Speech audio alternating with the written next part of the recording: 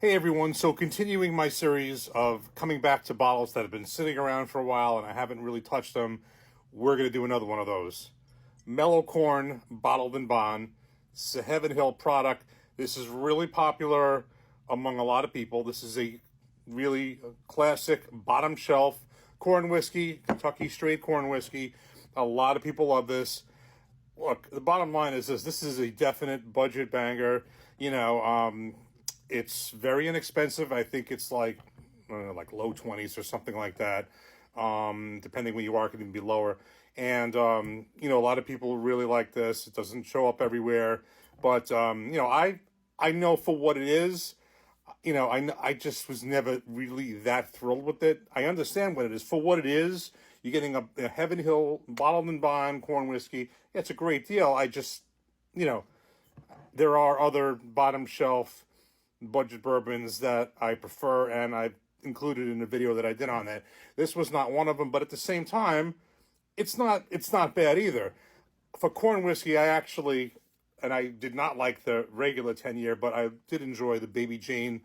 It's not a corn whiskey, but it is a heirloom corn in there, and it actually is better. I compared the two, but it's also more expensive. So corn whiskey, again, does not have to be in a new charred oak barrel, which of course gives you the lighter color. To be a corn whiskey has to be, I believe, at least 80% corn.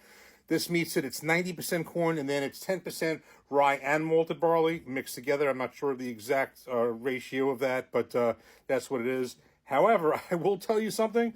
For whatever low 20s, this Heaven Hill Bottled in Bond, I would still rather pick that up than this Heaven Hill Bottled in Bond, this Old Fitzgerald wheated bourbon, this Bottled in Bond 7-year, for everything, for all the beautiful bottle, for all the hype, and way more price.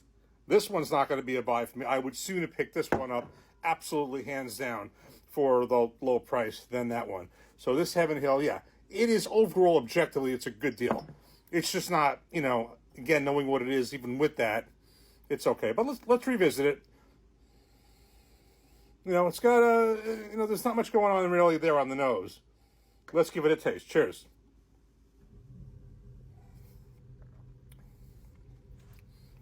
It's not bad. As a matter of fact, quite honestly, this has been sitting around quite a while. We're, past the halfway point, almost at the 3/4 point. Screw top cap.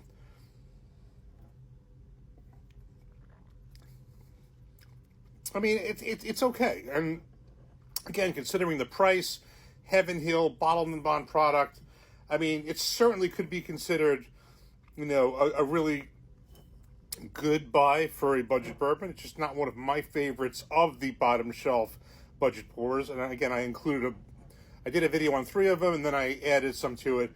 But many would put this in that category, and that's fine.